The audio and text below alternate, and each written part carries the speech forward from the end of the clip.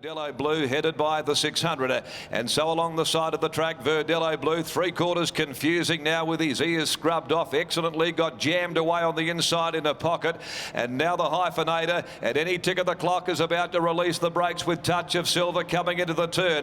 Verdelho Blue led them for home over confusing, still looking for an out is excellently Touch of Silver, forced to quicken here on the outside at the 250 under some pressure but closing in. Touch of Silver excellently trying hard. Verdelho Blue, Dance Master, Royal Supreme. Touch of Silver's got a tussle on his hands from Verdelho Blue. Touch of Silver on the inside, Verdelho Blue. They went to the line. Touch of Silver. Touch of Silver.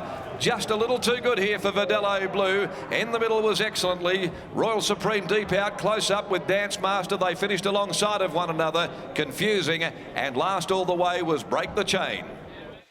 Hard fought. Very hard fought victory here by Touch of Silver to make it 4 straight. Johnston Porter, though, having to lift him home. The two greys quinelling the event. One a 4-year-old, 1-10. And he made him work. Verdelho Blue, after leading for Fiona Bell excellently, was in the middle, and he didn't shirk the task either. Just got caught up a little in a pocket coming into the corner. And Royal Supreme might have got the bob for 4th in front of Dance Master. The time 1:50.48. So they didn't really loaf out there. They got along at a nice even gallop. And a Touch of Silver for owners Adam Durant and Neville Hall.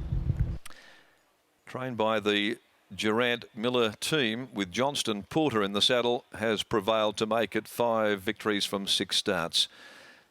But he had to lift, he had to find something there under the vigour of Johnston Porter to get home by that fairly slender margin. From Verdelho Blue, second up, the 10-year-old. Fiona Bell, excellently. Daniel Stake, 3rd in. Royal Supreme got the nod from the judge for 4th, 35.95. Last 600 there. Touch of Silver by Saxon from Vintage Silver. Just a little too good. Verdelho Blues, a Knowledge Blue tallow gelding for Toby Roney and Fiona Bell, and excellently by Conatus out of Exquisite Lass, owned by K-Day, D Hill, G O'Brien, Fred Kersley, Daniel Stake there, combining a long neck, a long head of the margins with 3/4 between 3rd and 4th. The next this afternoon, the running of the Yellow Glen Handicap at 29 after 2. And here a field of 10, no changes there to the next. We might take you down to Adam McGrath joining us, and he's catching up with Adam Durant and also down there co-owner Neville Hall as they make their way back towards the winner's enclosure. Adam? Another win here for Touch of Silver, making it 4 in a row. Adam, you had a nice big smile on your face. Was it a smile of relief or happiness?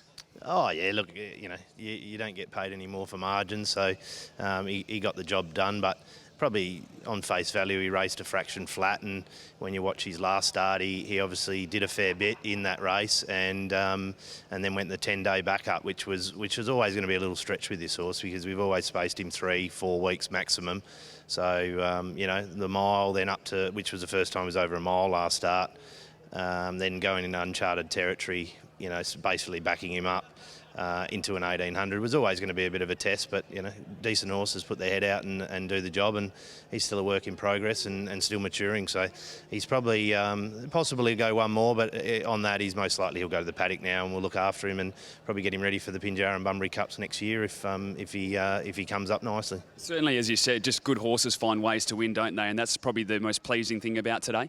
Yeah, for sure. And look, I know old Verdelho Blue, he's a 10-year-old and that, but he's banked up $500,000 nearly in prize money. He's a good old horse, and you know, on a day when the leaders can do their own thing, and you know, as I said, you never underestimate your opposition or overestimate your own horse, because they're not always the same horse turns up. So we were able to get away with it today, but I think we'll go back to the old game plan, maybe give him a month between runs. He's got his wet speed bonuses for the 4-year-old, which we really want to try and make the most of. So that's going to be the sort of draw card to keep him in work and give him 1 or 2 more, but you know, we'll assess him on how he is and go from there. Look after the good horses, simple as that.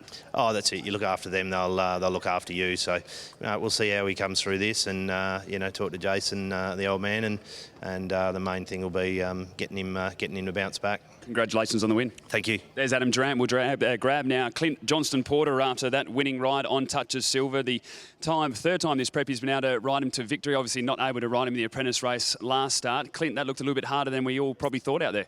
Yeah, he had to chase a bit. I was pushing him out of his comfort zone, but they were starting to get away from me, so I just had to make him do it a bit. It's running on empty a little bit at the end, but he's a nice, tough horse, and he dug deep and got to the end. Did he feel a bit flatter than you've ridden him in the other times this prep? Yeah, he didn't really start feeling that until about the 600 when I asked him to go. He kind of was like, oh, do we have to go now? But yeah, he's definitely a good horse and he's been proving it. Yeah, really tough performance and a nice win. Congratulations, Clint. Yeah, thank you. There's Clint Johnson, Porter, winning jockey aboard a Touch of Silver, making it 4 wins in a row and now probably going for a well-earned rest.